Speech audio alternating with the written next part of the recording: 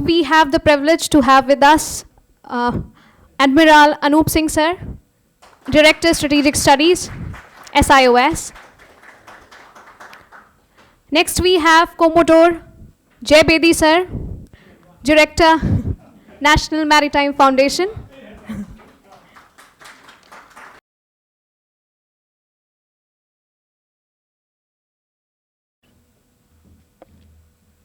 Member of the Adjudicatory Board, Ministry of Ports, Shipping, Waterways, Government of India.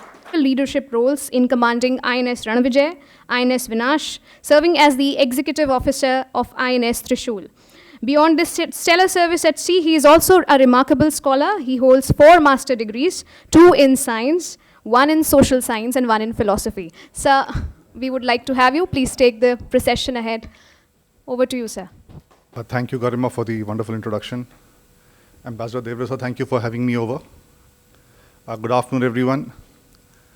I am starting this talk at a little disadvantage.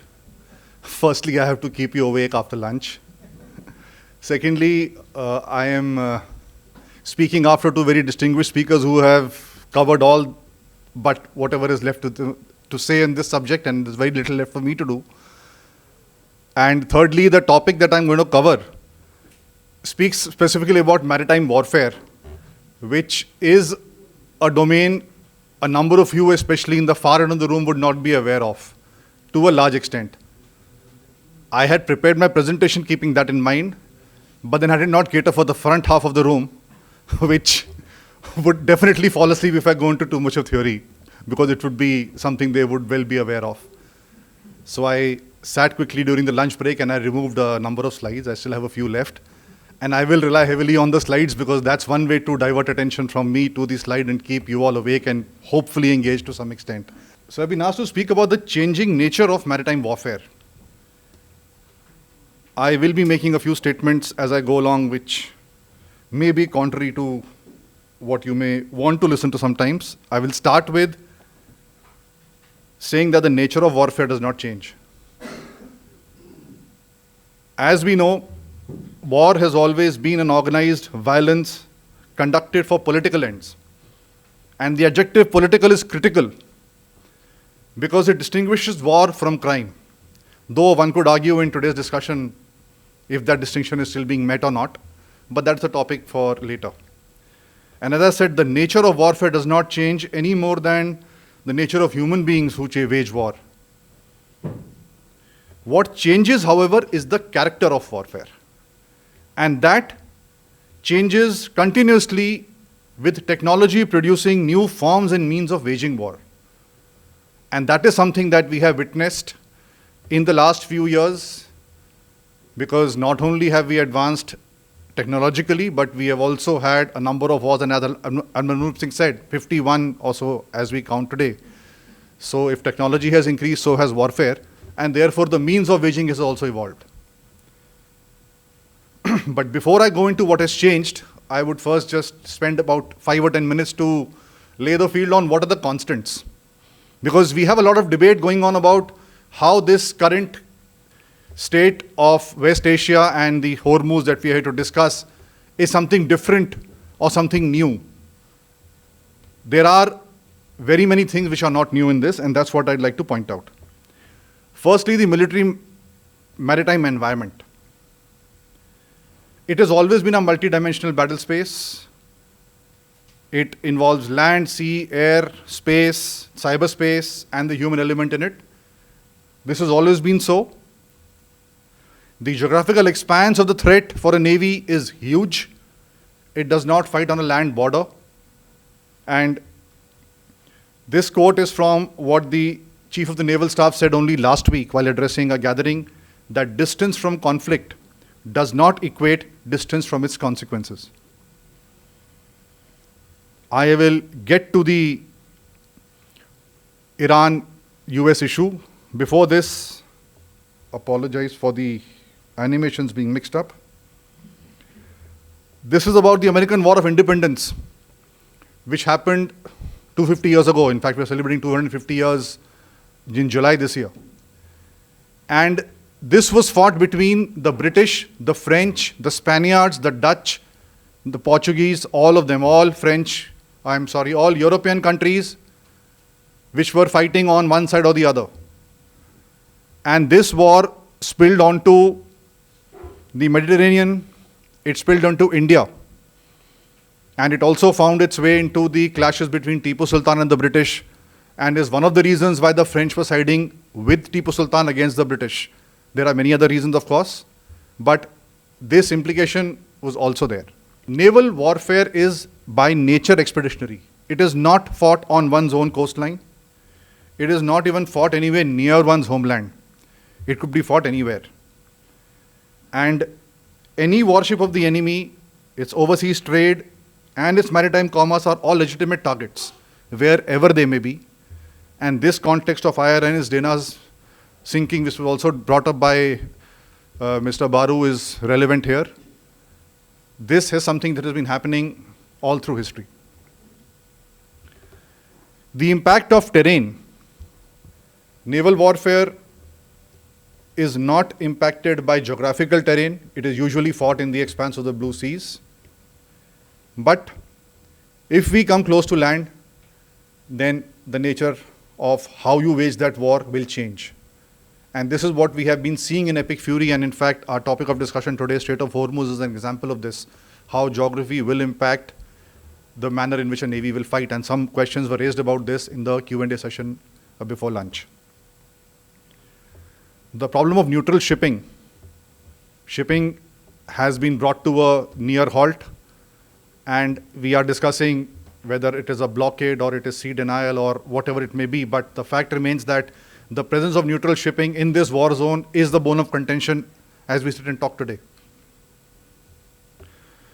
The fundamental mobility of ships is another issue. They do not remain stationary. They do not remain in one place. They can't hold any portion of the sea. They have to keep moving because the sea by itself is a medium of movement. Therefore, if I could just sum it up, traditionally the sole measure of combat efficiency has been the successful use of the sea for one's own use and denial of the sea to the adversary in whichever manner possible. And all the tenets that we study and talk about would fit into this in some manner or the other.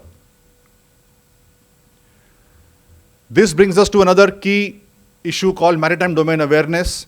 Since we are all landlubbers, as Ambassador Rai had mentioned a little while ago, the sea remains a domain which we only visit. We don't stay on it permanently.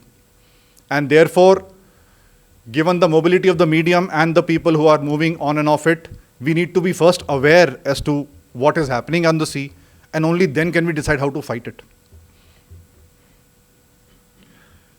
Coming to the combat part of it,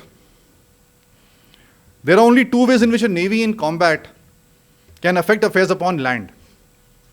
Firstly is by commodity denial, which is what we are seeing in Hormuz.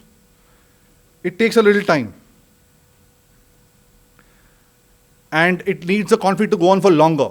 We are feeling the pinch of gas, but the pinch of other commodities would be felt if it went on for many, many more months, as is also being discussed.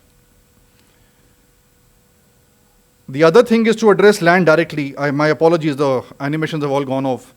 So the other issue of land, attacking the land directly, would be to deliver ordnance directly to the land. If you can land your forces, that is the army forces or the Marines in case of the US, you could do it and influence matters on land. The US has moved its amphibious ready force into the area. That has made news. Whether it is an amphibious landing, whether it is just a raid, or whether it is just a feint for putting pressure, we do not know yet, but it is available at the call of the US Commander-in-Chief. The terms on the slide called OMFTS stand for Operational Maneuver from the Sea, and the other one, STOM, is Ship to Objective Maneuver, which are in some ways the modern version of the classical amphibious landing, which would be reminiscent of the Normandy days. We needn't go and actually get a beach or a beachhead. We can just fly in the forces, or we could use certain air cushion vessels to get them where we want to. So instead of tanks coming in like they used to, this is what we are now doing. This is photograph of the US landing cushion aircraft, as they call it. It's a hovercraft which carries more than one tank and lots of other ordnance, and you take it right to where it wants to, on sea and on land. We can also deliver ordnance on target directly from a ship. This could be done by missiles from ships, missiles from submarines. It could be done through aircraft, which could carry out air-to-air refueling. The US has been asking for bases from its various allies, and their responses have been making news over the last month or so. Some have said no, some have been forced to say yes. That is a thing which is ongoing. The US has moved a lot of its Air Force assets as close as it could to the Eurasian landmass and is using fuelers to carry out these strikes. The same thing can also be done by aircraft carriers. And hence, that is why they call them carrier strike forces. And as we discussed in the morning, there is not one, but two carriers already in the region, and a third one is on the way. I will just cover a little bit about the evolution of maritime strategy. Again, to reiterate the point that the more we are talking of change, the more it remains the same. The background shows two gentlemen called Alfred Thayer Mahan and Julian Corbett, who are known widely as the fathers of maritime strategy, if I may call it, but certainly the most known proponents of the modern maritime strategy as we know it. And I will not bore you with their histories or details. Suffice to say that this debate between what they said, where they agreed, where they disagreed, I've tried to sum it up on a slide. And these terms about naval power versus maritime power, sea power as an end state in itself, or as a means to a larger end. The influence at sea by a force versus the influence over events on land. The choice between concentrating a force or dispersing it, going by a single fleet or by doing joint operations. What are the components of sea power or maritime power? All these debates have been happening. And they have been happening for over 200 years now. The same debate is happening now in a different form. If I can sum up the attributes of maritime warfare, the attributes on the left are from the Indian Maritime Security Strategy document of 2016. I have just made out a table of what Mahan and Corbett said, what the maritime strategy of India says, or the Indian Navy says, and what Epic Fury says. You will notice that all the classical methods of waging war are being used in some way or the other. When I was making this slide, the term blockade was under debate because it wasn't a formally declared blockade, and as Admiral Anup Singh brought out, there are various conditions under which you can have a blockade. But as I speak now, the US has declared one, legal or otherwise. So all the boxes get checked. It is happening like a classical naval operation. So then what has changed? And why am I here? What has happened over the past few years is that the battle space has become increasingly transparent. And the seabed has become an important part of this battle space. And that is where the future of maritime warfare is headed. The challenge of surveillance remains. As I brought out, the Indian Ocean region, which is of interest to us, it's a huge area. Just to put it in context, the Arabian Sea is about 38.6 lakh square kilometers. The entire Indian landmass is less than that. So imagine trying to find a ship. Imagine looking for maybe a building. I wouldn't say a truck or a car because that's too small when compared to a ship. Over the entire Indian landmass. Not into just your city or your state, but the entire landmass, and then some more. And without being there permanently. So that's a challenge. You could use ships, as we discussed in the morning, but that would take approximately 46 ships all the time to cover the Arabian Sea. And you have to change them around. And as Admiral Anup Singh brought out with the choke points, there were 8 or 9 of them. Maintaining a ship at those itself is a challenge. Imagine covering the entire sea all the time. So the obvious choice is to go to an aircraft. It covers a larger area. But even with that, you would need 12 on a daily basis all the time. Therefore, we go to satellites. This is the way the world is progressing. Here also there is a problem. You need ground stations, or you need something called a tracking and data relay satellite, where one satellite passes on its information to the next and next till they find a ground station. So there are limitations to this as well.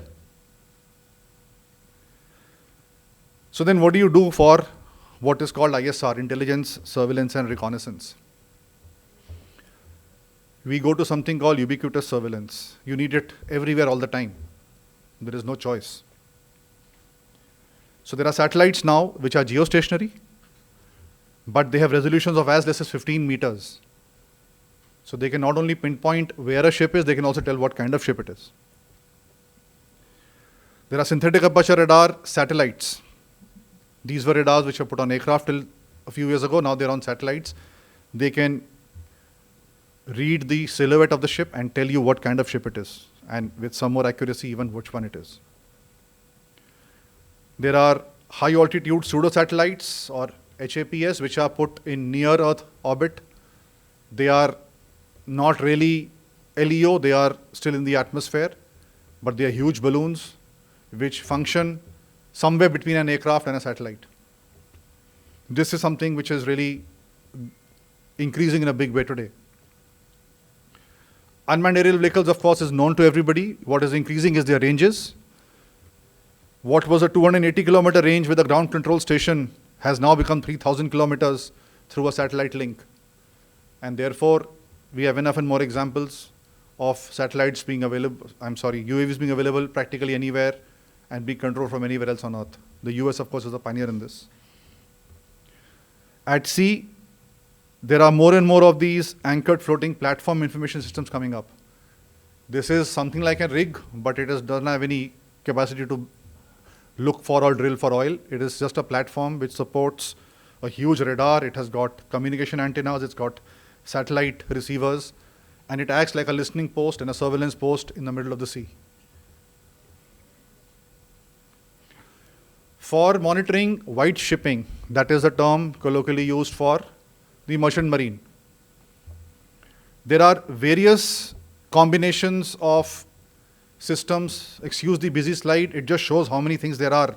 There are satellites, there are shore-based systems, there are various kinds of satellites and systems for various kinds of targets, whether it is a fishing fleet or whether it is shipping or whether it is coastal craft.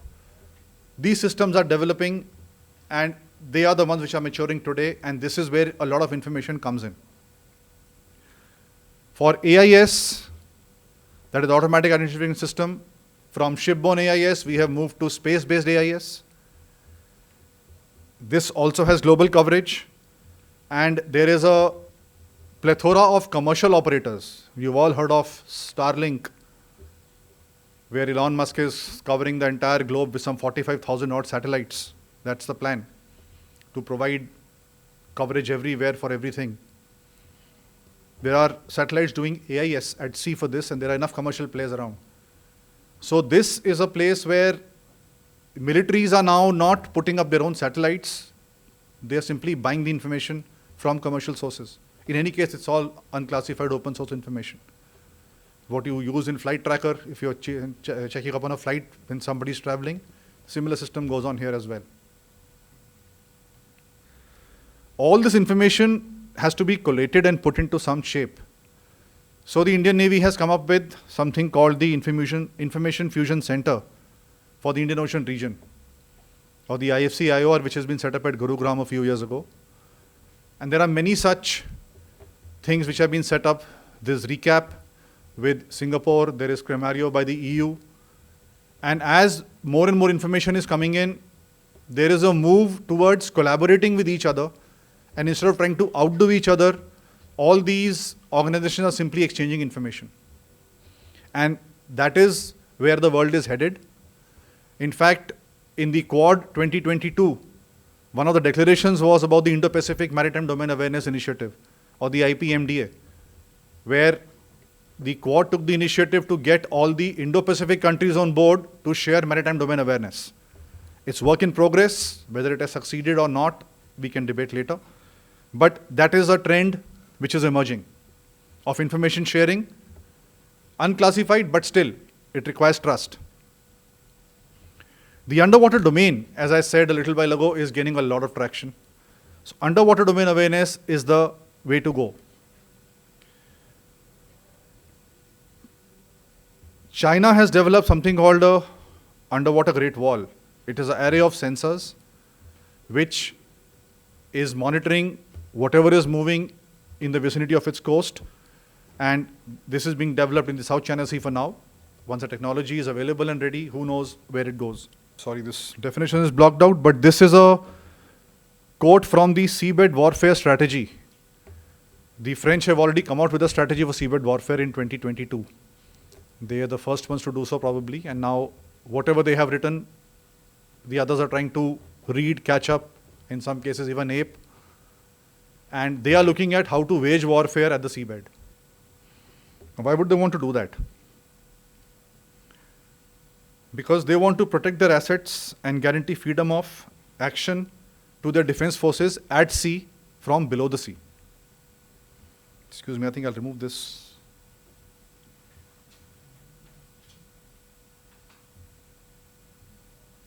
Can you just help me? This yellow thing seems to be troubling, and I don't know where it's coming from. But this is a PDF, right? No, this isn't. This isn't. Yeah. Just a second. No, this is not a PDF, it's a PowerPoint. It will open with PowerPoint now. So these are the slides now. Okay. Which one you want to play now?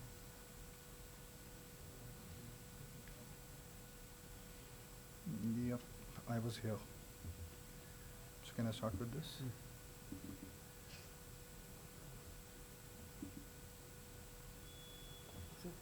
Okay, thank you so much, sir. So now seabed warfare, as I was talking about, is all about operations conducted towards, from and on the seabed. So what does it really mean?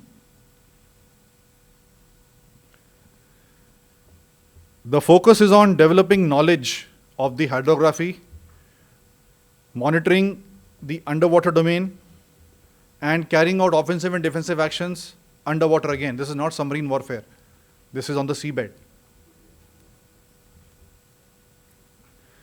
Towards is about surveys, as I told you, making underwater vehicles, unarmed underwater vehicles, better to operate in that environment. From is from the seabed, using hydrophones, mines, etc., or launching tubes which are fixed on the seabed already. You don't need to send a submarine anymore. It's a pre-positioned weapon on the seabed which can be activated as and when you want. And the critical infrastructure which is on the seabed, which can be targeted. And these operations, mind you, can be undertaken in peacetime as well. They don't need a war, because these assets usually don't belong to any one country. Underwater pipelines and cables are actually the lifeline today, which most of us are not aware of. It's not just gas or oil, it's also communication, data, which is all traveling on underwater cables. Most of the data centers, most of the servers are now shifting to the water because of the huge cooling requirements. And this is the way the world is moving, and therefore when these critical infrastructure move to the water, so will people who want to harm them. There have been instances where in 2023 in October, a ship in the Baltic ostensibly dragged its anchor for 100 kilometers. And in the bargain, it damaged a huge number of underwater pipes and cables and caused a lot of disruptions in Europe. Now, the master of the vessel says, I didn't know. I had no control over it. It was an honest mistake. But was it? What if somebody decides to do this? This is where the gray zone comes in. The Houthis have done this in March 24. They just cut 4 cables near the Red Sea. And internet in India was affected. The capacity to repair these cables is in its nascent stage today. There are only about 70 odd ships in the world, of which only 5 or 6 are in Asia. And among them, most of them are owned by China. So if a cable does get cut, you have no option but to requisition that ship. The waiting time today is about 45 to 60 days for that ship to come in and repair the cable. Why don't we feel the brunt of it? because as of now, there is enough redundancy in those cables because they have been kept laid with some future requirement in mind. But the way our bandwidth consumption is increasing, it's only a matter of time before that redundancy is taken up. And then what? Now, will it take 5 more years, 10 more years, 2 more years is anybody's guess. What is required is the capacity to repair and to lay fresh cables. ASEAN has already set up something called an ASEAN Telecommunication Authorities Network, where they've got ASEAN Cable Ship Private Limited. They have come together to make an authority and a conglomerate which will not only do data management, but will also look at collaboratively repairing these cables and laying new ones, because they've all realized it's not something only one country can do. And the more people collaborate and the more they make these things, the more they are susceptible to targeting, as the French have already pointed out.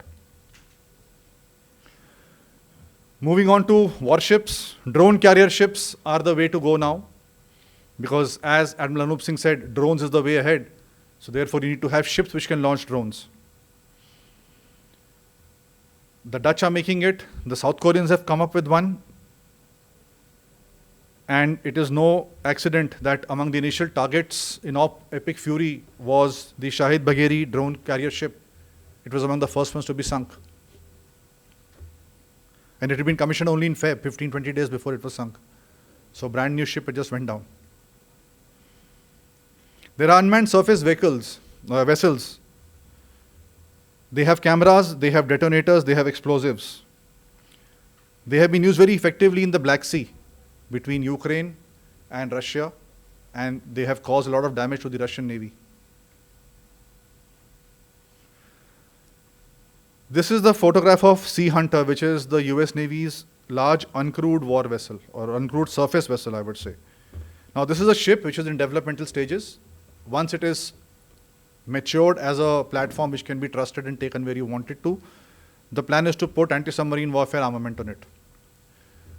But then legally, what would it qualify as? Would it be a ship? Would it be a warship? It's got nobody on board. If it behaves in a rogue manner, who is liable? How? These are questions for which there are no answers yet. UNCLOS doesn't cover this. The size is another issue. This small boat is just a tiny small boat. What status would you give it? It's an unmanned, uncrewed vessel which is lethal. This is underwater, extra large underwater autonomous vehicle, or a drone again, which is like a mini submarine. On the other end of the spectrum, we've got these small, tiny things called the Riptide. Now, are these munitions or are these independent thinking vehicles? And how are they going to be classified? How are they going to be countered? And how are they going to be regulated? If the Houthis get hold of this, then what happens in the Red Sea? We can forget about the missiles and the other things. Loitering munitions is a combination of a missile and a UAV. You launch it from a ship, it goes to a certain place, it loiters literally, that's why it's called loitering. And then when it gets targeting data, it homes onto the target, maybe after a few minutes, maybe after a few hours, depending on the endurance and the range. So you've got ship-launched projectiles which are drones in one way, and they have attack capability.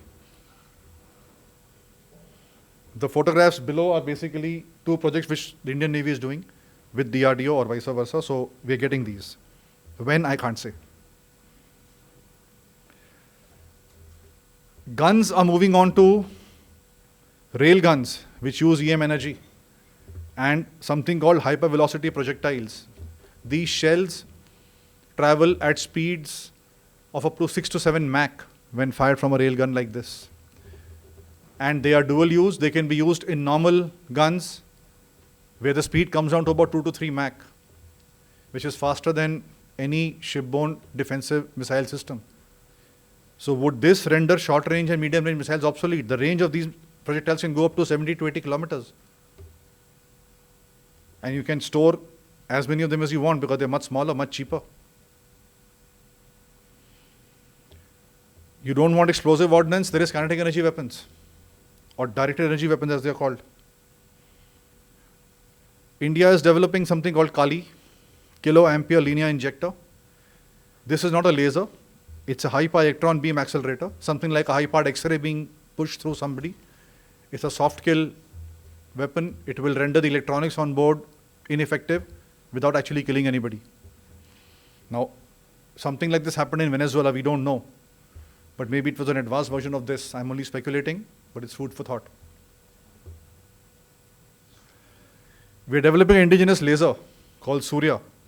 DRDO has developed this, and this is finding its way onto ships definitely, and I'm sure onto other platforms as well. And what I'm talking is not science fiction. These are the specifics of the Trump-class battleship. Yes, the US Navy does have ships named after its presidents, and they have a sense of humor as well because this ship is called USS Defiant. So if you notice the figure on the right of your screen, it's got hypersonic missiles, nuclear-capable missiles, vertical launch systems, rail guns, and lasers. And on the left in yellow, it's telling you how many rail guns. And notice there is a rail gun with a high-velocity projectile. There are two 5-inch guns with high-velocity projectiles. There are lasers. In defensive battery, there are again lasers.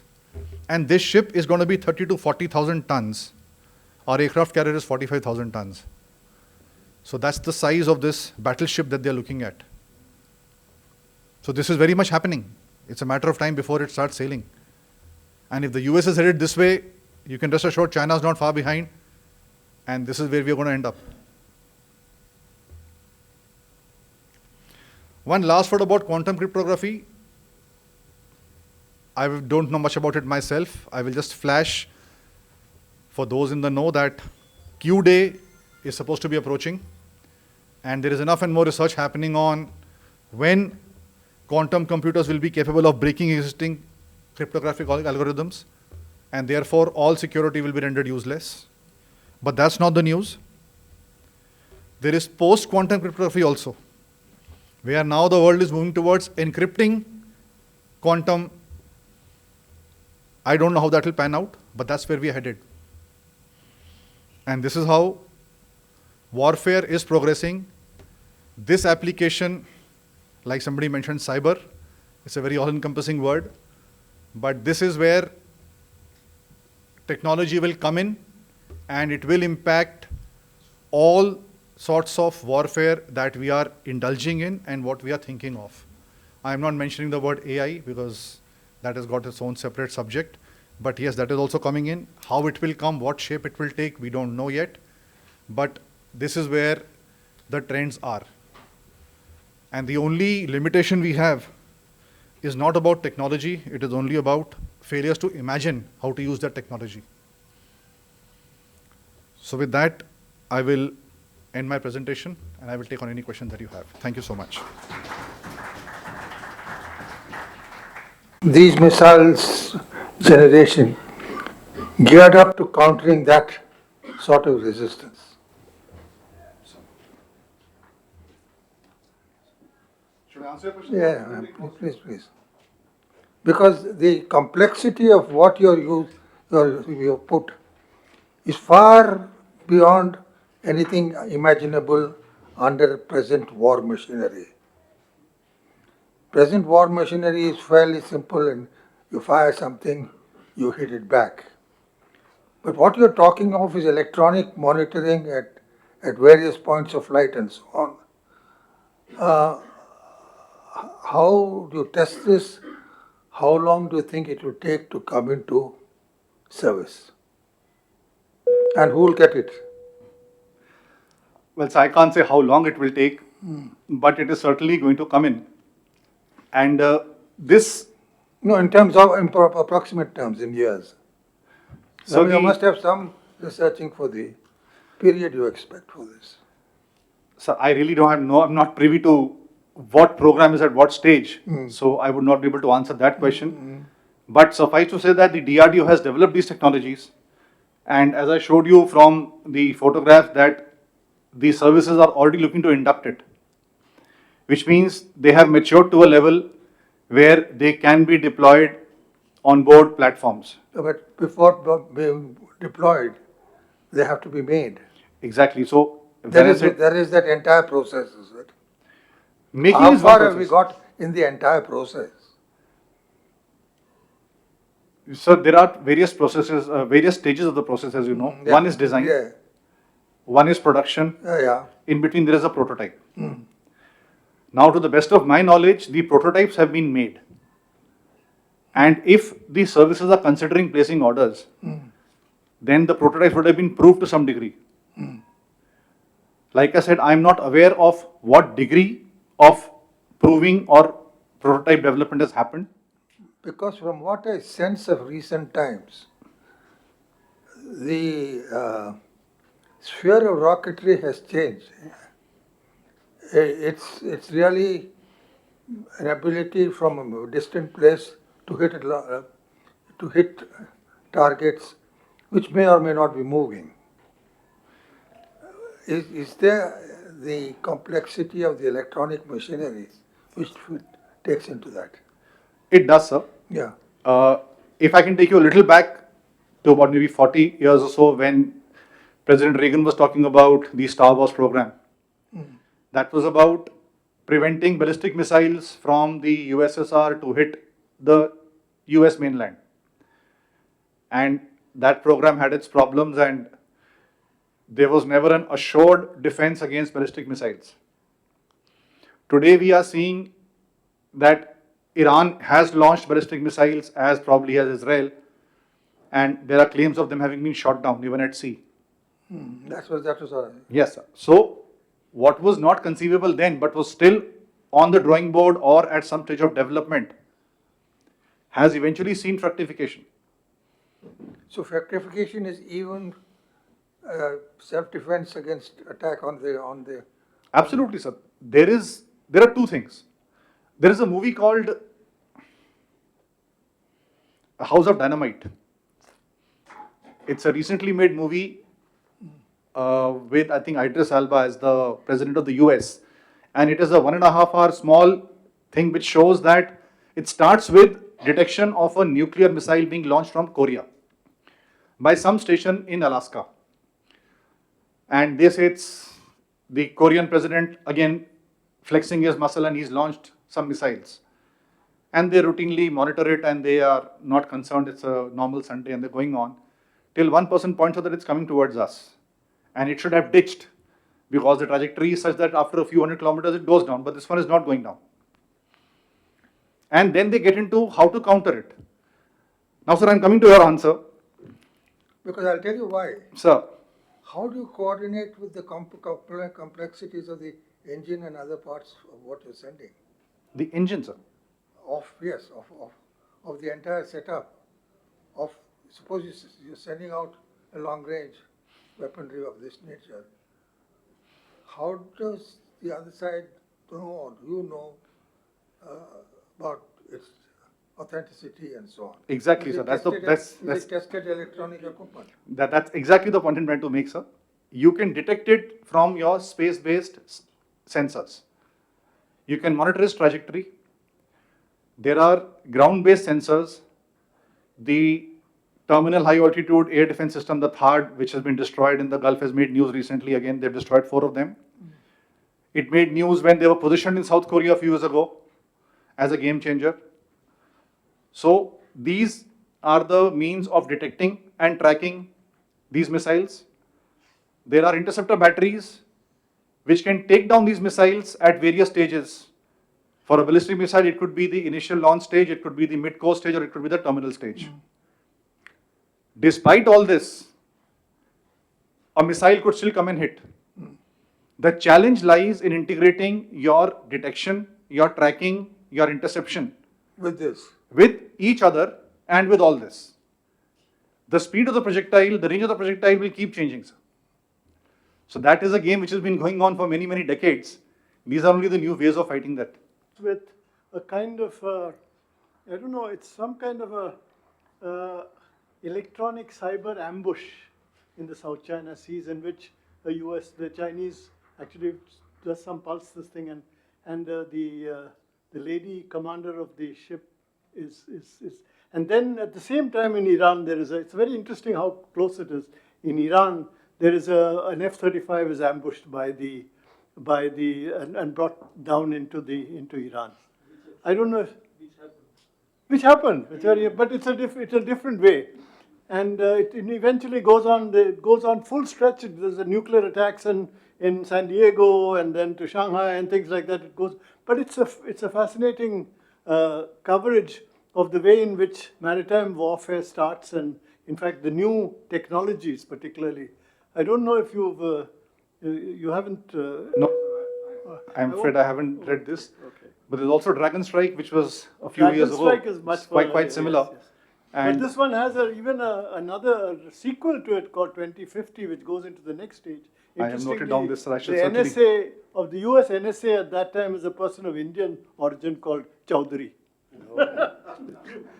Of course, this is all pre-Trump, so it's actually Trump has trumped everything. Commodore Bedi, I think your presentation was very educative.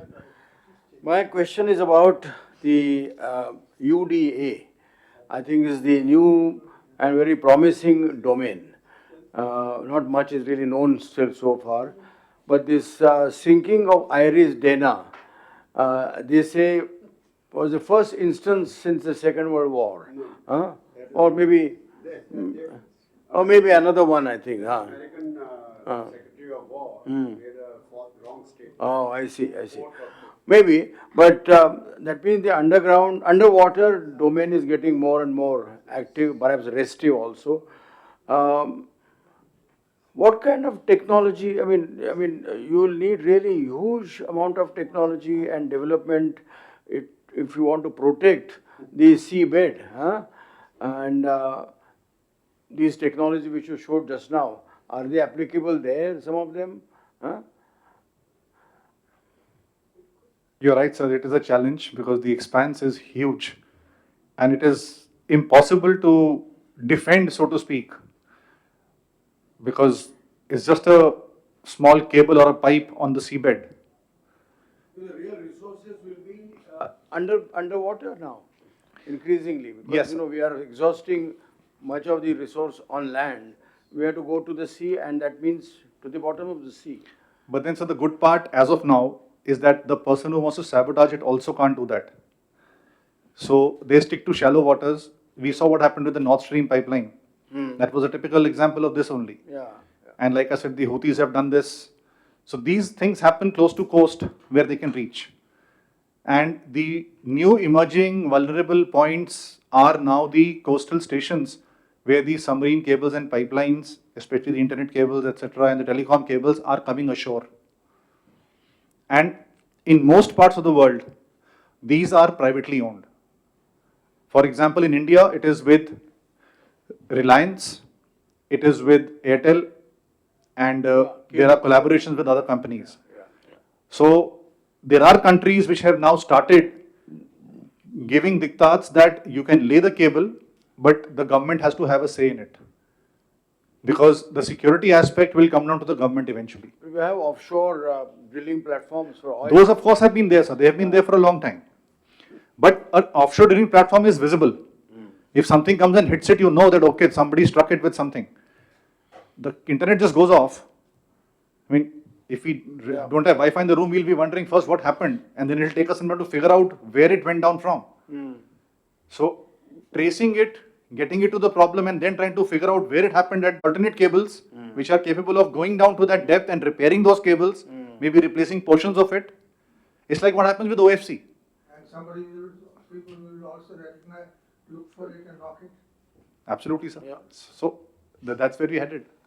There are drones which are being developed to do this. We don't have to send people down. I'm sure there were drones So- developed for that. That's where drone technology is headed, to go and not only disrupt but to also repair. Professor Swaran Singh. Thank you. Excellent presentation by Commodore Bedi. A few questions. First, you mentioned how violence unleashed, if it is for political purposes, is not crime but war. But the way you outlined how technologies are growing, it seems politics is losing control of what is happening and how to deal with that kind of assets that are being built. Because you ended by saying excess data. And we saw the example of Starlinks that you mentioned were accessible to Ukraine, and then depending on Elon Musk's relationship with Trump, it was denied at some stage. Are you seeing potential of Starlink-like organizations, corporations, being able to play autonomous of a sovereign state? Because that becomes clearly threatening. Iran and US both may be using Starlinks in that sense. And third and very quick last question, which I thought I should ask you, Hormuz. We keep hearing about amphibious operations being planned, islands being captured, and we saw this F-15 pilot being rescued. As a naval officer, what is your feasibility assessment purely from the naval point of view? What kind of amphibious operations are possible? Are these feasible, and if they are, what kind? So firstly, at the tech level, offensive defensive goes hand in hand. I also pointed out about the Q day and the quantum cryptology. That while the Q day is approaching and we're looking at breaking cryptographic algorithms, concurrent development is also happening to encrypt quantum, because once that gains control, then how do you start encrypting it? With regard to drones, we just discussed that while we are looking at development of drones to go and disrupt cables, we're also looking at drones to go and repair them. So this will always happen. Hand in hand, technology will move. When you enable a machine to do something, how you use it will remain with you. The second question about political level institutional control, if we had that answer, then Trump would be doing what he's doing today. So mechanisms can be made, but then you cannot account for individuals who come up like this. And if you empower them the way he is empowered, then there is really no answer to that. We've heard talks about impeachment, and we've heard talks about people, his staff being called and being bashed by the Senate and the Congress, but that's all optics. At the end of the day, he's doing what he's doing. Commercial players, yes, they are a major player, so there is no doubt about it, because our reliance on commercial players is so much today that it is not just Elon Musk, but it is also so many others, whether it is Google or it is Meta or so many others. We've heard what happened with Anthropic in the war again. Yeah. They said yes, they said no, they became good boys, they became bad boys, that happened. And this is something which we don't even know what it does as of now, because AI is new, and Anthropic, most of us don't really know to what level it is being used. But definitely, these are commercially developed systems. There was a time when military drove technology. When, for example, the internet came in, as we all know, and then went out to the commercial domain. Today it's the other way around. Because neither is Moore's law holding, and nor is anything else of conventional wisdom holding. As somebody said, that ideas, technology developing at the speed of thought. You think of something, somebody's already made it. So it's impossible to keep track of that. So I don't think I have an answer to how to counter it. It's just a question of absorbing it and moving on with it. And then seeing how best it can't be used against you. Lastly, about amphibious operations in Hormuz. To my mind, a classical amphibious landing at Hormuz by the US is unlikely, because as was pointed out even by Admiral Anup Singh, that they're not going anywhere close and they would be stupid to do so. But nothing stops them from using their superior air power and their air, I would say, assets to go and drop people. And they were talking about taking over Kharg Island. They're not looking at taking over Tehran. So they have a very clear objective in mind as to where to go, what to do, and how much to control. Now, if they are able to create a situation where they have unimpeded access, which goes beyond the rhetoric, then they have the assets in position. But I really can't say without that kind of a superiority. Venezuela was different. There was no opposition. Here, for the first time, I think US has realized that there is opposition. So they will have to do something. They have the strength, they have the assets. Whether they would want to do it or not remains to be seen, because what is also making news is that they've lost 39 aircraft in 39 days. So the losses of all, this is what is known. We don't know what actually has happened. About the rescue of the F-15 pilot also, there are various views which are available in the open domain, so we don't know. So I'll leave it at that. It's only speculation. Dr. Meena.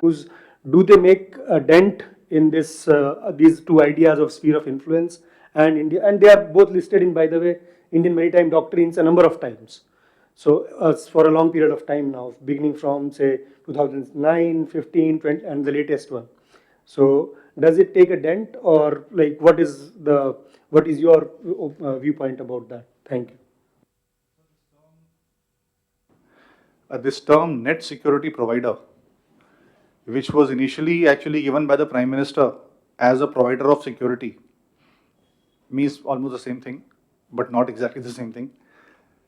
It is not a wartime connotation by any chance. It does not mean that the Indian Navy will defend or interfere in two people who are fighting.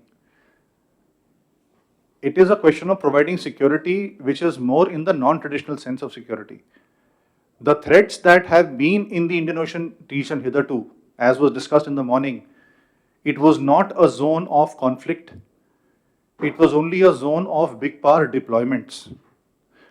The threats to this region were mostly the threats from illegal fishing, human trafficking, drugs, and such like. As Anup Singh also mentioned, the CTFs and the CMFs were made to counter the drug problems, not so much to fight wars against anybody. And therefore, the question that came up in the morning, that will the CMF get affected? I think not, because if one thing this war has brought out is very clear, that the US does not have any supporters from among its traditional allies and partners. So these organizations and these intents and these actions are not wartime actions. We are not allied to either of the sides, and therefore we are not bound to provide them with any kind of support or any kind of defense in that sense. So that's a distinction that is very important to understand. Or for that matter, any other country. Mentioned about Ronald Reagan's Star Wars. Of course, Trump is now with his Golden Dome. And that's a huge project that US is supposed to execute in the years to come. I do not know whether this Golden Dome project, at least the way that I understood was, it is more to do with, like space and things. I do not know whether it also has a dimension of sea in terms of launching things from there. I don't know whether you are anything aware of that. Second thing is, you spoke about these autonomous weapons. Are they already deployed? I mean, of course, one can expect that they are there. But is there any kind of an indication that they have been deployed? Again, the next question is, when you see autonomous weapons, that means, they can be there. But of course, naturally, I would imagine that it has to be activated by a human intervention, right?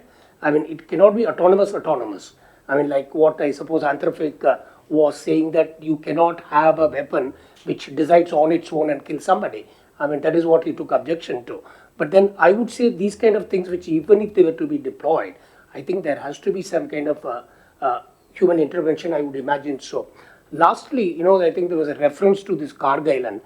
I think Trump, I suppose, at one point of time did think perhaps of, landing in Karg or somewhere else. But I think now he has become wiser. I mean, there is no way that you can get into Karg Island and then not having your own casualties. I mean, that is something which he cannot afford. And that's why I suppose now he is, instead of landing things in Karg, now he has what I may call as this maritime interdiction. Maybe I may not call it a blockade. I mean, that's what he is doing at this point of time, to ensure that whatever is there in Karg is not going out of it. That is the point that he is making. Actually, the only thing I find that sometimes he may have gone ground troops, which did not happen fortunately, was if the second crewman, if he was not, evacuated at that point of time, then there was a good possibility that they would have dropped people in terms of trying to do so. Fortunately, that did not happen. And because it did not happen, I suppose things are good. Thank you. Your guess is as good as mine, but the fact that Anthropic had issues, these are ethical issues more than technological issues. And you may recall there's a statement by him yesterday only, by Trump, about supporting the kill switch in AI.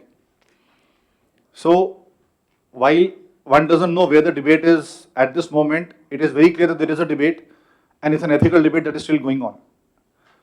So I can only hope that good sense will prevail, because there's only one statement of yours that I don't agree with, that he has become wiser. So, which could be sound, it could be pressure. So it's a whole subject by itself. Now we don't know what kind of mines they have laid, but one would imagine if they don't know where they are, they would have been drifting mines. So now they've gone wherever they were not supposed to be.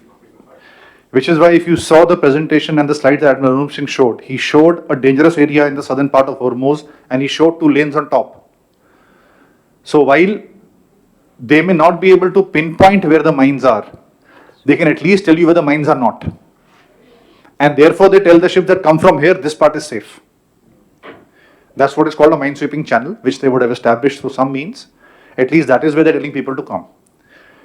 Now to overcome that limitation of passing in the lane made by the Iranians, the Americans want to come and sweep this area, which is a dangerous area, to open up their own lane. So that's what's going to happen in the next step, if it does happen. But this capability to sweep mines or hunt mines, which is again what is happening today, is very much there, and all navies have it. So it is not such a cause. To the point of why the ships are stopped, it is related to the question that was asked by Ambassador Suchitra Durai also about the flag state and why ships haven't moved. So I would like to make a few comments on that part. To my mind, it is not because Iran threatened, or because the mines were put, or because the blockade is happening, or the interdiction is going on. These are all terms which have some meaning in some form and not in others. We've discussed this in the daytime, in the pre-lunch session as well. One very important reason why ships are not moving is insurance. And what ma'am brought out about the flag state, that is something that we have to understand. This is especially for the people at the far end of the room. A flag state is a country in which your ship is registered. It's like you have a car, it's registered on a DL number or a HR number or whatever other number. It is registered in a particular state. So that is the flag state. In this case, the state is the country. The ship may have a port of origin and a port of destination which is not from the flag state. It may have a crew which may or may not be from the flag state. So an Indian ship belonging to the Shipping Corporation of India could be plying in the Caribbean, carrying some kind of cargo or containers for Mexico to maybe Colombia. It doesn't matter. But it remains an Indian ship. Now what has happened in the Strait of Hormuz, where the ships have got stopped, is that it's a mix. What ma'am alluded to again was something called flags of convenience. To avoid taxation and to avoid various inspection and safety norms, it's a standard jugaad, if I may use the word. People go to countries like Panama, Honduras, Liberia, and they get registered there. Those countries are very easy on the laws and rules. They get the money and they say, okay, we'll certify you as flag state. Now go do what you want. And these people come with a legal document and they do what they want, in the hope that out of 100, only 2 will have a problem, rest will manage. So the world goes on like that. Now when they have got stuck in Hormuz, what happened was not the threat of Iran or the threat of IRGC or threat of US or Israel. What happened was that the Lloyd Register of Shipping, sitting in London, simply said that we will not give war insurance. For this, you need to understand insurance. It's a slightly long answer, please bear with me. There are 5 stacks of insurance for a ship. The hull and the machinery is insured, the cargo is insured, the crew is insured, there is a warrant risk, and there is a protection indemnity, P&I. If any one of these is not available, you can't sail the ship. I mean, you can, but you're taking a risk. It's like driving a car without a POC and without your license and without an insurance document, just to put a parlance to what you will understand. So when the P&I club said that we are not going to insure, the ship owners said, don't sail. The ships piled up. There was news that the Chinese ships started moving. That happened because the Chinese government said that for my ships, I'll be the insurer. So they said, you come, if something happens, I'll pay. Those ships started moving. India does not have a P&I club. There was a statement, I'm sorry, by Trump in the meantime. He made a statement somewhere in the second week where he said that the US International Development Finance Corporation will start giving insurance for ships. He put $20 billion for that. Anti-terror insurance. Sir, the name is anti-terror insurance. Insurance. He called it anti-terror because he calls Iran terror. But that was the reason that, okay, I will give you insurance, you sail. Because his aim was to break that hold that Iran had got without doing anything. It was the fear in the mind of the insurers and the owners that I don't want to go. Last week, India has set up the Bharat Marine Pool, where $100 million sovereign guarantee has been put for hull, cargo and P&I. And now the Indian government is going to cover this much. LIC and some other Tata AIG, etc., I think are part of it. So this is there in the news. Now the Indian government has gone into the act and we said we are also going to do this. So that is why Indian ships are also moving. All the diplomacy and the bonhomie apart. That is there. I'm not debating on that. I'm not going down that road at all. But why is the Thailand ship or the Malaysian ship or the Dutch ship not moving, despite Trump saying that you come?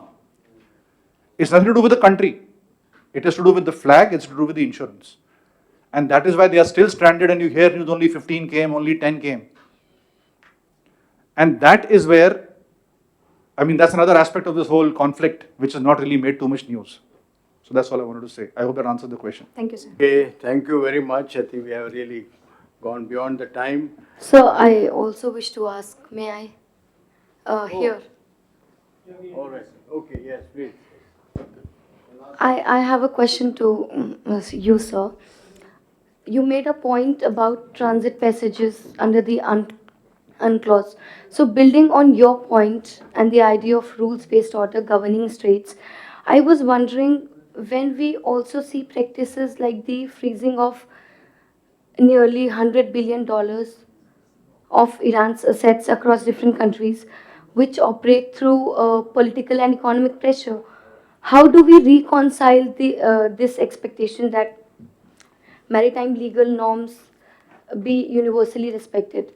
Doesn't this create an asymmetry in how international law is applied and enforced? I have a question to you, sir. Port and maritime infrastructure from the inside. Dr. Sanjeev Ranjan is a member of Adjudicatory Board for major ports and served as Secretary of the Ministry of Ports, Shipping and Waterways and the Chairman of the National Shipping Board of India. He has also been the Chairperson of National Highway Authority of India. His contributions are reflected in Sagarmala Program, Golden Quadrilateral Program, Maritime Vision 2030, Blue Economy 2047 and National Maritime Heritage Complex at Lothal. He holds various degrees from various prestigious institutions like IIT Kanpur, IIT Delhi, University of Glasgow, National University of Singapore and Harvard University. He will speak on lessons from Hormuz, developing smart ports, logistics nodes and robust, reliable and resilient economic corridors.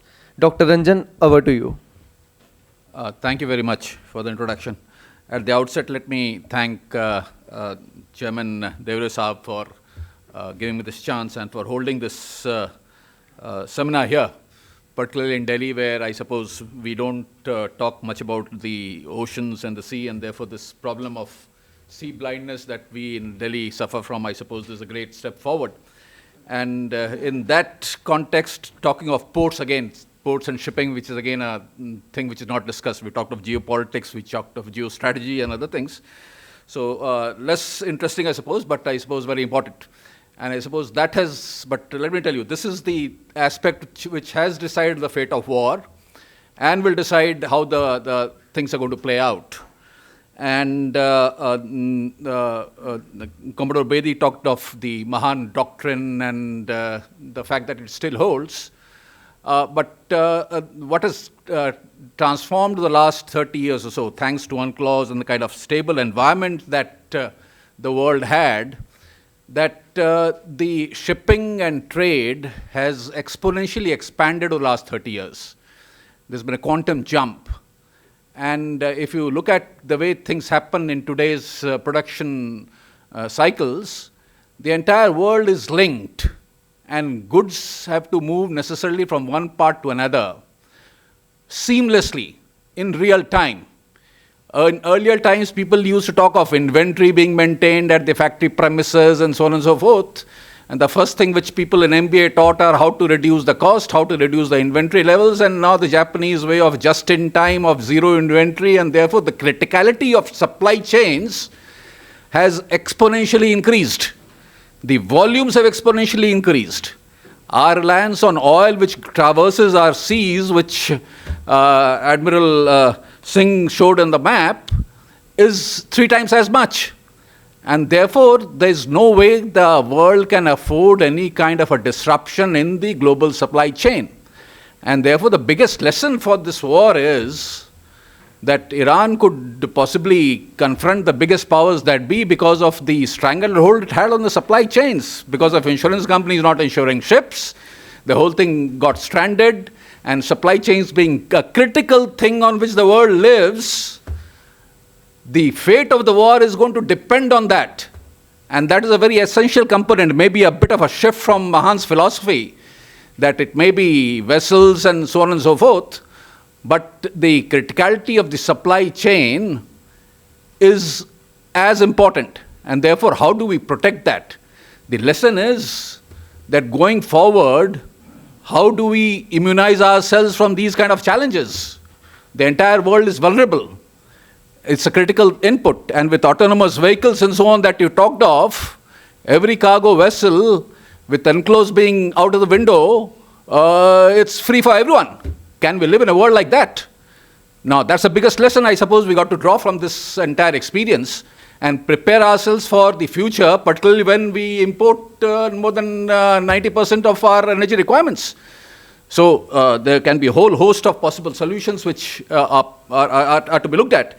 Some of them will work, some of them will not work. And so I had a presentation with a few photographs, but we have had the eminent speakers before me who had already shown much of it. So I'll just, and being out of time, I'll just quickly run through some of the ideas which I had. And therefore, when we've been talking of supply chains all this while. Now, with the kind of vulnerability and the criticality that these supply chains have, the world necessarily has to move to a situation where we have multiple supply channels possible. Go into a situation of supply webs. You possibly can't be dependent on one supplier at one end of the world who is able to provide you stuff real time. There is every possibility of that getting disrupted. And therefore, you have to have alternatives which are able to meet the demand real time. And that's the kind of change that has to happen. Whether it's the sourcing of oil that we do, whether it's the electronic components that we get, whether it's the fertilizer that is to be got. And therefore, the diversification and alternative ways of getting it is the first thing which the world has to look at. We in the government of India, I saw newspaper reports where all the ministries are trying to do all that. On the shipping part of it, there is an equal parallel that needs to be drawn. The ports, we've done good work in the last few years. Our ports have become more efficient, the capacity has got added, they're happy that the turnaround time is less, etc., etc. But in today's world, where the end user wants the supplies to be ensured, and therefore any person in logistics business, be it port or anyone else, would necessarily has to guarantee the evacuation of goods from the supplier and delivery at the end point. So it's an end-to-end kind of business deal that the ports have to get into. Our ports also have to transform. They got to get prepared for the future, give alternatives to the customers that we have, whether it is the oil companies, whether it is the fertilizer companies, whether it is a small producer, MSME sitting somewhere. So the entire setup that we have has to undergo a radical transformation, where instead of relying on one chain, they have to be a web of suppliers, and they all have to be seamlessly interlinked so that one fails, the other one takes over. Thanks to the kind of developments which have taken place. The good old days, it used to be one ship with one bulk cargo. It took its own sweet time, loading, unloading. Today, the entire thing is containerized. It's digitized, where things can seamlessly be loaded real time, brought to a transshipment hub, from again reconfigured and supplied to the final end user.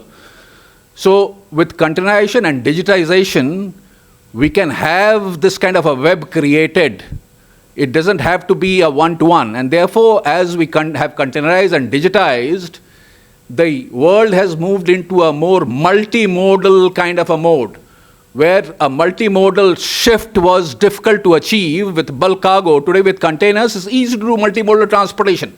And the future is largely containers. Today, Indian Ocean has become important. Why? Because 40% of the containers of the world traverse the Indian Ocean. 2/3 of the oil traverses Indian Ocean. Therefore, the Indian Ocean Society, I suppose, has a greater role to play in fixing these things. And therefore, the fact that it is containerized and digitized means, like when the good old days when we did our electrical engineering, you had circuits, you had redundancies built in case when you talk of a computer network, when you talk of optical cables, for example, the under submarine cables, there are network of cables all across the world, there are nodes all over the place, there are redundancies built in, so that if one cable gets cut, sabotaged, disrupted, the traffic is able to move through alternative nodes and sources. With the supply chains also getting containerized and digitized, equivalent kind of a transformation is happening. And from that to happen, you have to have multimodal transport corridors, economic corridors. Professor Baru has left.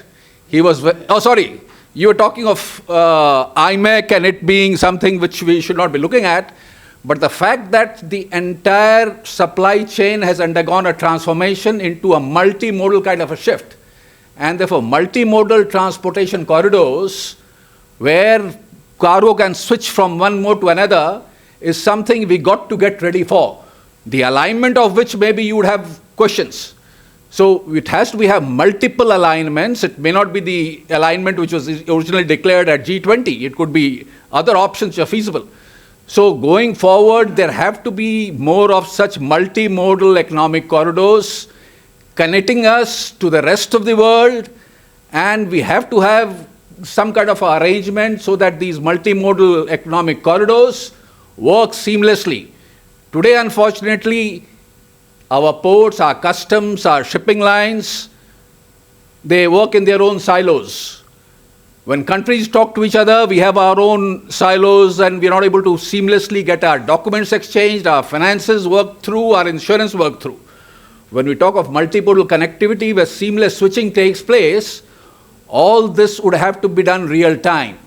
And therefore, harmonizing our standards, harmonizing our processes across is a critical element which all countries which really want to find an alternative to the future that is emerging have to find a way out.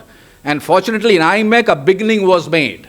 India and UAE worked together to have the Maitri platform launched, where we are able to ensure that our documentation could be seamlessly exchanged and cargo container from Kandla can reach Dubai and be prepared to take further on. So those kind of platforms are already in the works. They have to get expanded to get more partners on board. And therefore, going forward from the experience of what the future awaits, it is more of maybe not IMEC, but IMEC equivalents with whatever alignments have to be propagated all around us. The North-South Transport Corridor through Chabahar, on which we've been working, the ones on the eastern side, on the Kaladan side, through Bangladesh, or whatever that we can think of, which have been in the making for quite some time. Now this experience is going to make everyone work together to make it happen. So I think it's a time of crisis when the world wakes up.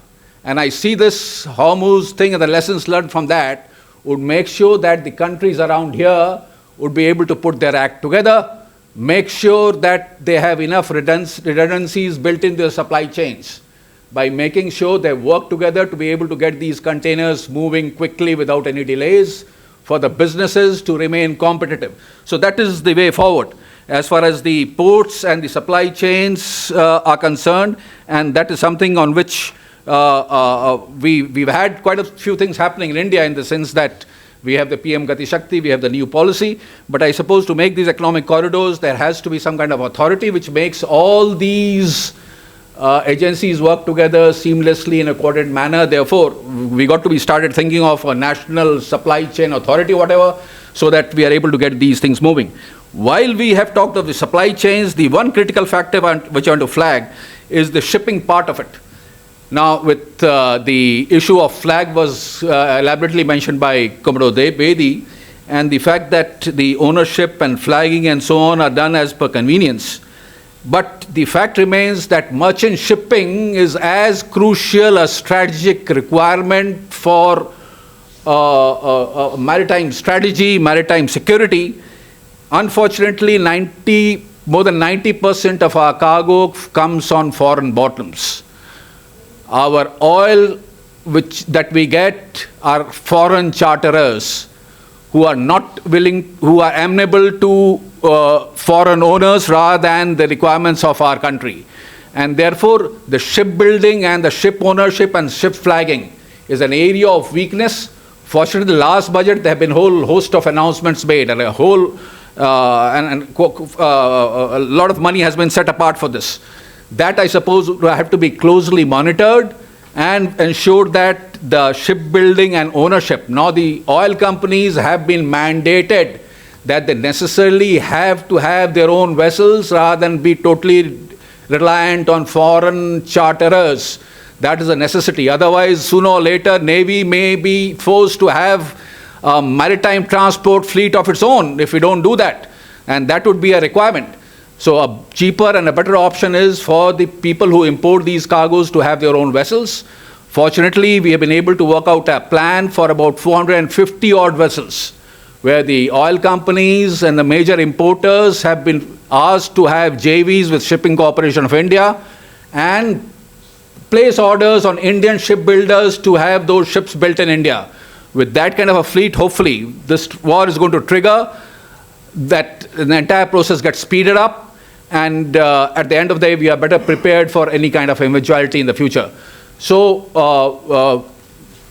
that broadly is the kind of suggestions which I had.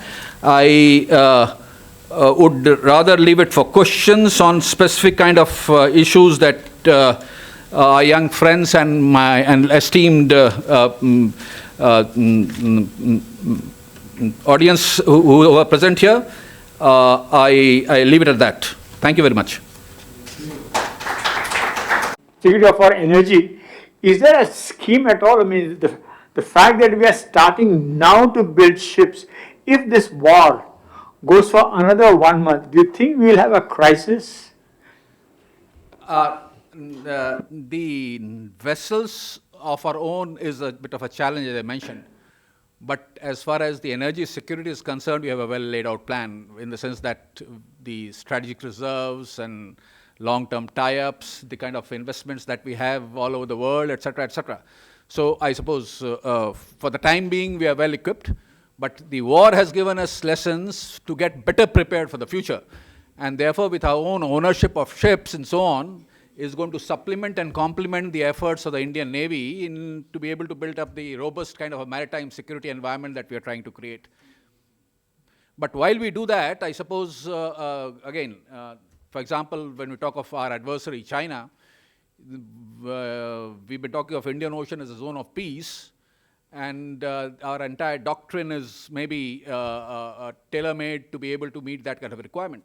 So with what has happened now, with things happening at our doorstep, I suppose there has to be a transformation in that approach.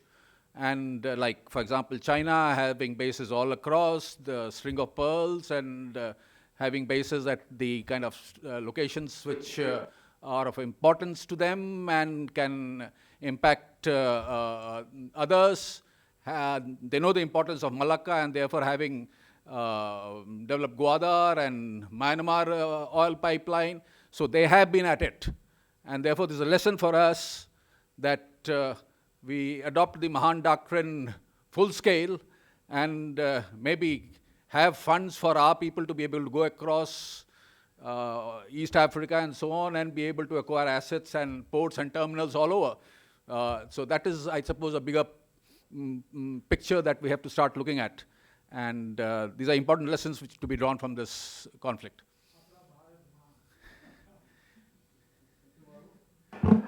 I have a question and a comment. See, I agree with your multimodal transport. That is a fact. When I was referring to IMEC and I2U2, the point I was making is that the choices we made in the recent past by underplaying Jabahar under pressure from the Americans and promoting linkages which involved Israel and America, with Gautam Adani being the link from Kandla to Haifa. These choices, there's politics in those choices. They are not purely economic choices. And it's that politics which I was questioning. I don't question the economics of the need for multimodal transport. Chabahar was part of that. You talked about in North-South corridor, that was to come through Chabahar. Suddenly, under pressure from the Americans, we started walking back on that.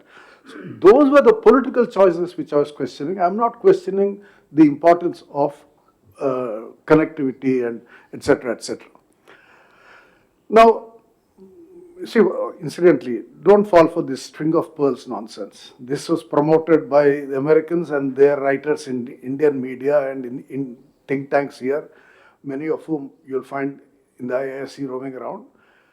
The fact is, China is the world's biggest trading power.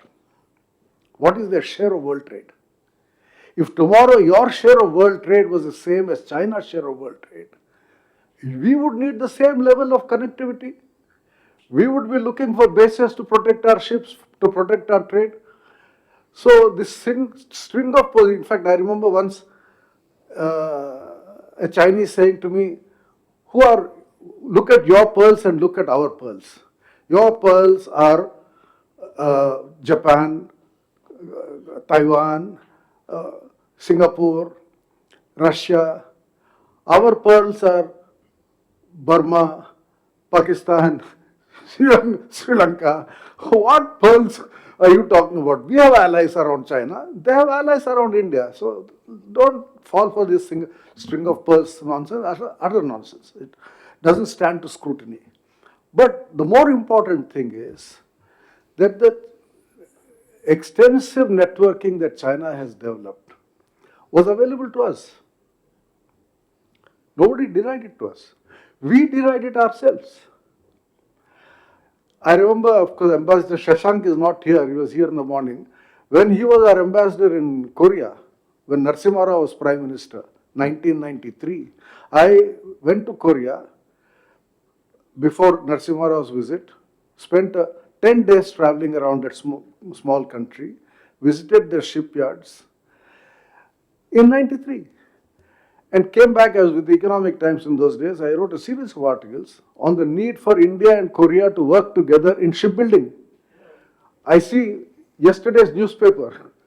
It's working now, so I suppose. Yeah. What you wrote is having in 2026, we are still talking about this. It's happened. They have got formal things in place now. Yeah, but it took you how many years? I'm talking of my visit to Korea was 93. So, whose fault is it? It is not China's fault that it has become a major shipping nation. It is our fault that we stunted our growth. I talked about it in 1986 in Korea. That's right. It was launched in 2015. Today we are in 2026. You are in the Ministry of Ports and Shipping, handling this particular project. So I just want to know, what is the achievement of Sagarmala, or what is the string of pearls?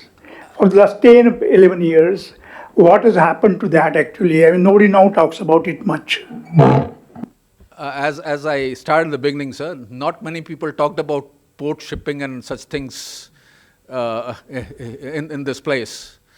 And therefore, a project of that kind was required to be able to get everyone together. The ports would work in isolation in one corner and not linked with the railways, not linked with the other modes of transportation. The road would end up somewhere far away, etc., etc. The port capacities were a big challenge. The inland waterways were in doldrums. And therefore, we've been able to knit everything together seamlessly and link them all, fill up those missing gaps.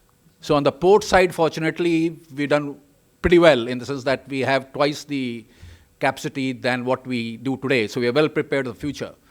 The model that we have adopted for port development is a PPP model where our concession agreements are such that is able to attract the best of the players from across the world for our terminals. So they bring in the money and we have decent modern ports today, which are efficient. Now the challenge is to be able to seamlessly link them end to end, make our protocols seamless, and therefore the need for networking and so on. So in terms of assets and infrastructure getting created on our side, on the port side, the Sagarmala has been able to deliver. Now the need is to get the software part of integrating the various agencies involved, because shipping ports, there are multiple stakeholders, and all of them have to be necessarily onboarded for one small piece of cargo to be able to move from end to end. And therefore bringing them on board and again build in redundancies rather than just rely on one particular channel is going forward going to be the challenge for all of us. If you book it through Mercs, you're able to see it end to end.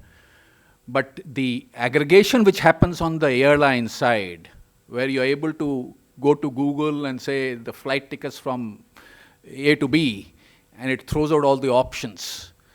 There you have the intermediary called the freight forwarders, which sit in between the ship owning companies and the ports. And since the entire thing is not seamlessly integrated, the documentation part of which, on some reason or other, they have their own interest to serve. Otherwise, they'll be all out of business. So that aggregation which is required to be done, as has been done in case of airlines, is the need, as I was telling you. That is the kind of coordination, aggregation that needs to be built up, so that everything becomes not just for a container, for a shipping line that you have booked through, you can see where the cargo is, but you should be able to have all these, anywhere, anyone booking anything should be visible. Now, that is a thing that needs to be further built in, but again, all the stakeholders have to buy in, and their interest gets impacted, and therefore, the entire thing keeps getting postponed and delayed.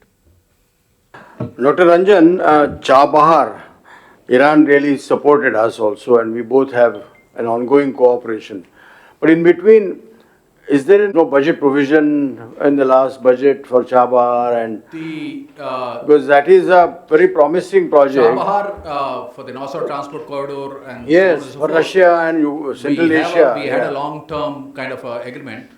But I also read the Economic Times and what you said, sir. There is a bit of I suppose, a change in that. But hopefully, we should be able to.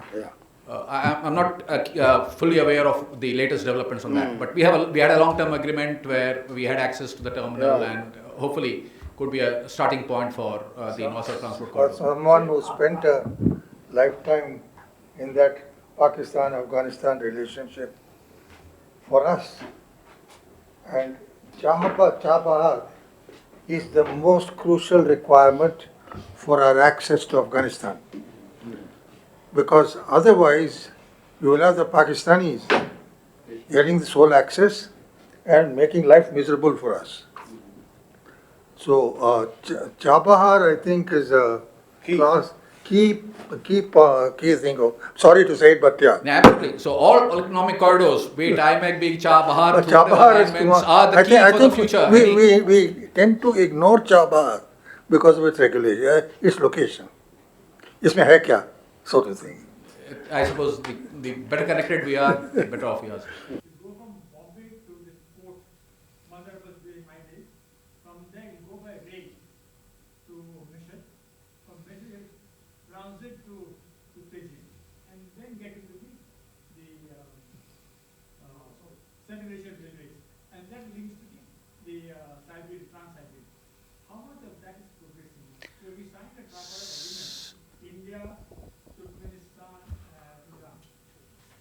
So all these corridors, and even the North-South Transport Corridors, the alignment that you mentioned, the kind of infrastructure in terms of being able to take a container, whether it's Bandar Abbas or Chabahar, to further north up the channel that you mentioned, there is some kind of infrastructure available, whether it's road or rail or by transshipment through sea, through the Caspian. There are 3 or 4 ports on the Caspian Sea for Iran, and further all the countries have some kind of a facility.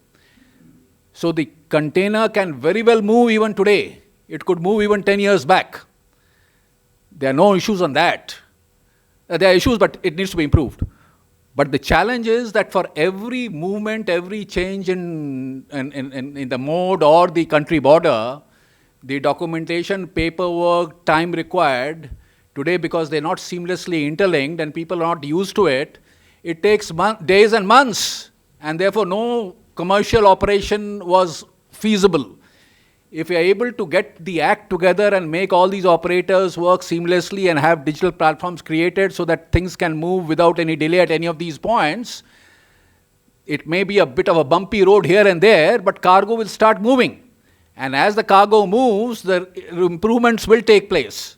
So the challenge for these corridors is coordination and making our financial finance documents, the cargo documents, the insurance documents be recognized by each other, and the cargo tranships seamlessly. So if you're able to just make the stakeholders work together to make it happen, the infrastructure will happen. It's already there and will improve as we go along. That applies to most of the corridors that we talked of. Thank you very much. I think you very rightly emphasized the importance of supply chains and crisis. The Hormuz crisis may provide as a trigger to expedite action on some of these projects of ours. I think it's very useful. Thank you so much.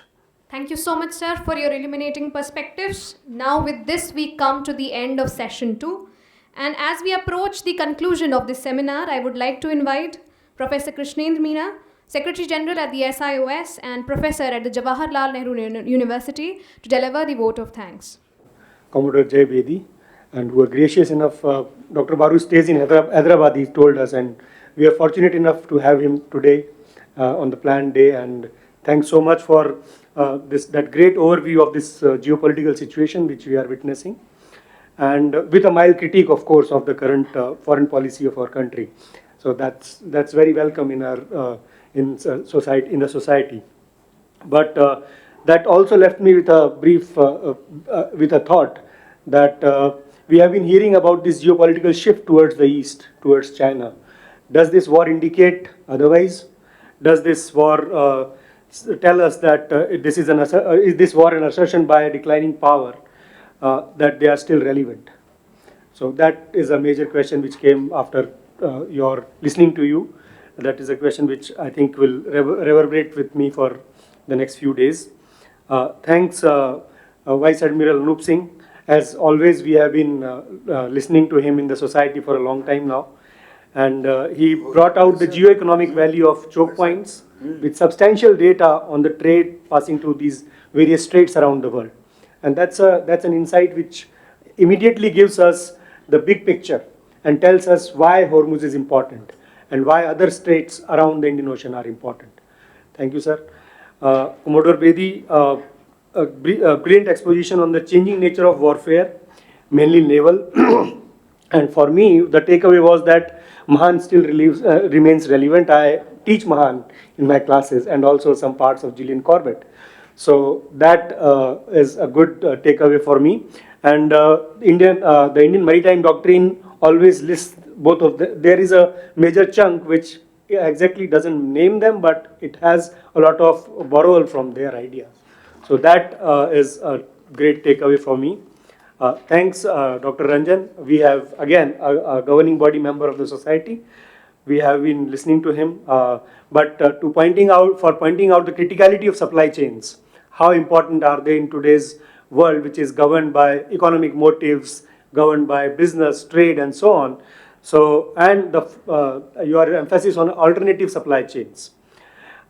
Explaining, and this all of this comes from his first-hand experience at various important positions, and that we are always enriched by these discussions. His focus on multimodality, and I know that he has been a great supporter as well as kind of a pusher of IMAC. I have had a chance to speak to him a number of times alongside him in one of the seminars, and but I think that that's an important alternate route again, if it works out for India in the correct frame. So thanks all the speakers. Then I would like to thank my team, which have been helping me behind the scenes for the last 10-15 days. namely Astha, Garima, Amit. To a certain extent, he has been also kind of involved in the process for the last 3-4 days, and more importantly, all the audience, especially all important audience who have gathered here, mainly former ambassadors. I could not have brought them together. Ambassador Devre, only Ambassador Devre does that, and he does that with so much of panache and style. It just happens. Every time we have an event, all his friends are there. So we are grateful for that to both his friends and Ambassador Devre. Thankful to our governing body members, Professor Swaran Singh, Sri Yashan Tripathi ji, for being here, and last and the most important, students from all the way from Jawaharlal Nehru University. They have come, and on my request they come and they make it a very lively session everywhere they go. Thank you so much. Thanks all of you.